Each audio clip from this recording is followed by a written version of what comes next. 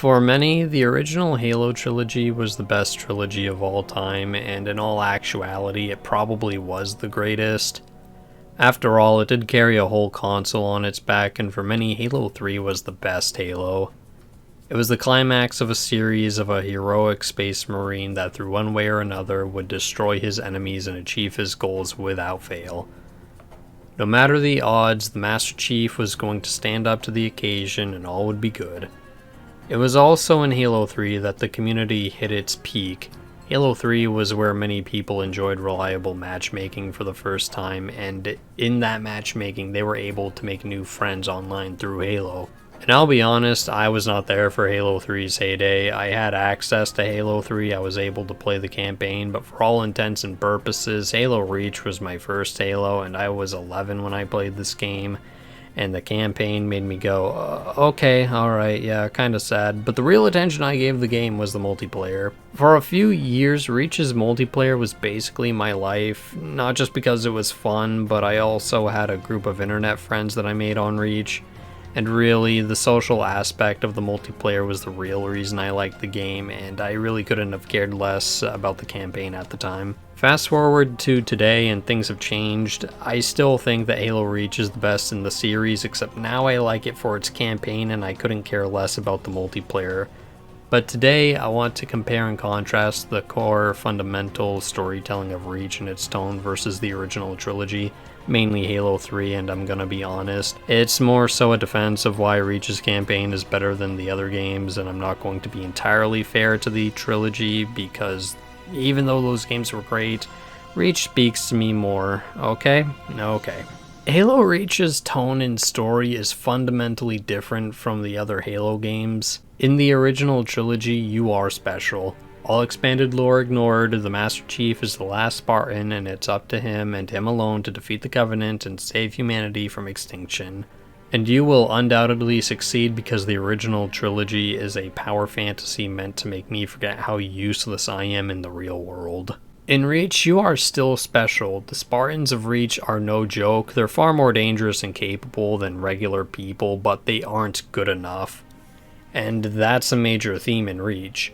Your efforts aren't good enough. Sure, you may have destroyed the Spire so the Mac gun could fire off, but it gets shot down. George sacrifices himself to destroy a Covenant carrier thinking he saved the planet, but 20 more carriers show up only moments later after he dies. And the level afterwards, Exodus, is my favorite in the game because it encapsulates what Reach is about. Following your crash landing to Reach, you come to New Alexandria. The Covenant invasion is in full swing, there's brutes killing civilians, and you must protect the people from the brutes' onslaught and destroy a Covenant Corvette so the people can escape. Near the last section of the level, you actually hear one of the pilots arguing with the UNSC because the pilot wants to leave immediately due to the amount of wounded and families he has. But the army won't authorize it, so the pilot tries flying off anyways, but he gets shot down and the UNSC claims that there's no point in sending a search and rescue. Port 6 Echo 2, I need to go now, Sergeant Major. Hold on, Echo 2. Start with Dawn. I have multiple commercial craft loaded with civilians. I have got to get them out of the city. I need air support, now! As soon as something frees up, you'll be the first to... Not good enough. Negative, Echo 2. I can't cover you. Do not take off. Oh my god. Mayday! Mayday! P6 Echo 2. Can you maintain altitude? Son of a bitch. I can't watch this. Fox Actual, should we send search and rescue birds? Negative, dispatch. No point. In the end, you do get your victory. The Corvette is destroyed and the civilians get away, but immediately afterwards, Noble 6 has to break the news that George died. He throws out his flare in a defeatist way, and in the following cutscene, you see 6 slumped over looking at the destroyed city, and I think the scene is so awesome. The closest thing to this scene you get in Halo 3 is in the second level where Chief walks in on an old base and you see a few mauled Marines sitting on the floor. But there's a huge difference between how the trilogy handled the injury of lesser people and that the blinded Marine, upon hearing that there was a Spartan, they didn't even specify that it was Chief. The Marines believed that everything was going to be alright. And Chief meets up with his commander, and she's like, "Yo, Johnson, where'd you find him?" "Oh, he was just hiding behind enemy lines. You know how it is with this guy." Now bring it back to the scene after Exodus when Six meets up with his commander. There's no jokes, the music is dreary, and Six says something that says a lot about who he is. Your report will have to wait, Lieutenant. The Covenant are jamming all comms to command. Cat needs your help running a counter-op. It's good to have you back. Sorry I came alone. Make him proud. Sorry I came alone. I always heard criticism of Reach that it somehow failed to deliver on its story or has weak characterization versus the trilogy, which I just don't understand. Do not get me wrong, the Halo 2 storyline is great. It's really interesting to see the power balance in the Covenant shift, seeing the Arbiter finding new purpose as he discovers that the Great Journey is a sham. That's all great, but the Master Chief is a piece of weaponry to kill aliens. Cortana is really just there to explain things to the player in a sarcastic manner. And Johnson, I love this guy, but he's really not there for any other reason than to say cool shit. Noble Six has less dialogue than Chief, but whenever Six says or does something in this game, it speaks volumes about who he is. He's sorry he didn't come back with George. Earlier in the game, he tells George that he aims to please, and at the start of the game, Carter tells Six that they're a team and his lone wolf behaviors need to stay behind, which Six complies with. Noble Six is a man who wants to do his job correctly. He's humble enough to comply with his superior soldier. He cares for his team, and it's not so obvious, but Six wants to be a hero. It's evident from his apparent lone wolf behavior, his willingness to take risks to achieve a greater goal, his final choice to stay behind at Reach to ensure that Keyes leaves with Cortana, and in the end, he fights to the death all alone. In a way, Six achieves his big goal. He becomes a hero, but he's an unsung hero. He's never mentioned again after this, and that's all that's left behind of him is his helmet on Reach. And this level of character isn't just exclusive to Noble Six. Reach does more to imply personality and get your imagination moving than any Halo did in the original trilogy. Carter is the leader of Noble Team, and he's very concerned with the well-being of his team, and he's willing to bend the rules a little bit to make sure that they're all okay. He, along with Kat, are the only surviving members of the original Noble Team, and it shows as Kat is shown to have a more stable relationship than Carter than everyone else. And rather than worrying about the team as a whole, she seems to be more concerned with supporting Carter than the other Spartans. She also acts as the brains, whereas Carter stands out to be a strong leader, even though he's obviously filled with doubt near the end. June is the team sniper and scouter, and it shows with his character design. Everything from his outfit to the arrows on his face scream his role in the team. And his motif is reinforced from his behavior as he's distant from the team politics. Emil has a fascination with his knife, and he hates the Covenant, and the guy scratched a damn skull in his visor just to look more threatening. He's an outlier in the team as he's noticeably more aggressive than the other Spartans and appears to be more concerned with killing the enemy than protecting Reach. He butts heads with George, who is the antithesis of Emil. George is a large man who's much more of a gentle soul.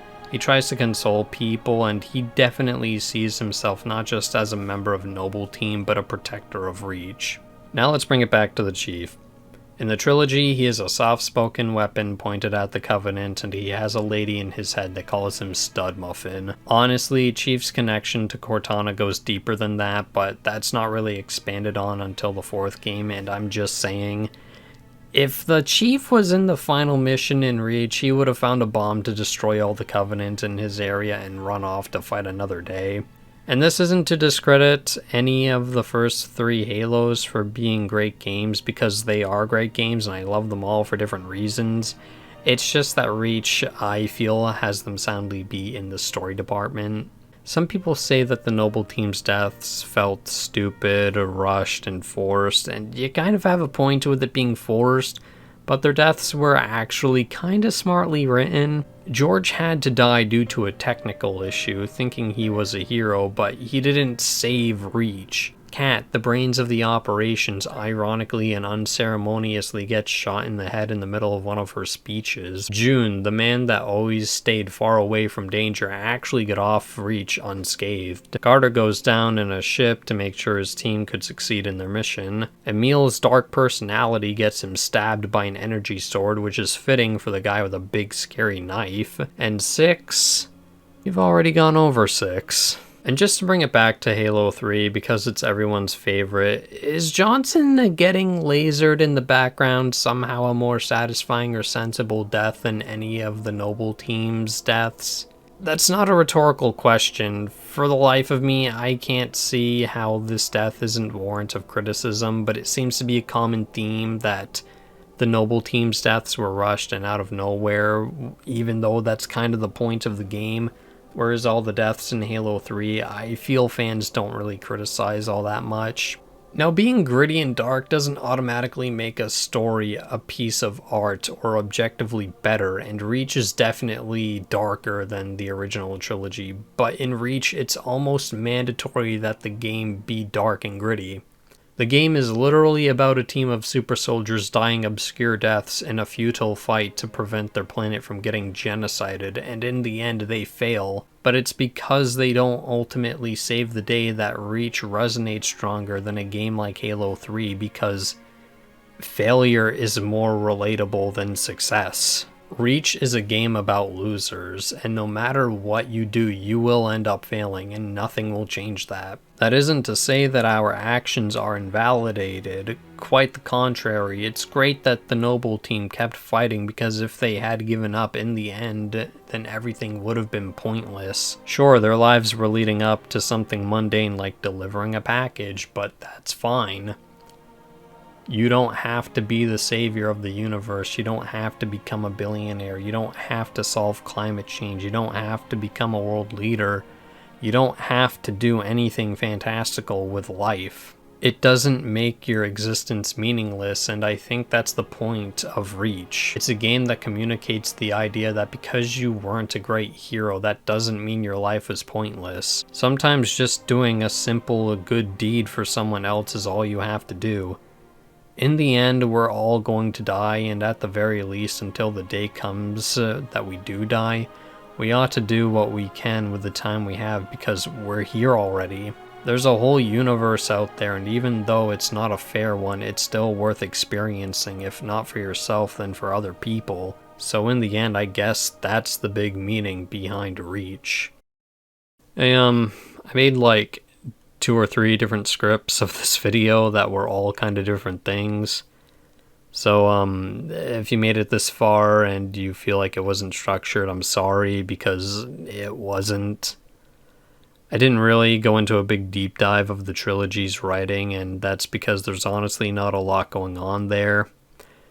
I'm sorry, but these really are games about a space guy that shoots aliens. Anyways, I wanted to say thank you for watching. If you enjoyed it, leave a like, comment, subscribe, share, all that good stuff. I'm going to go take a nap. Have a good day.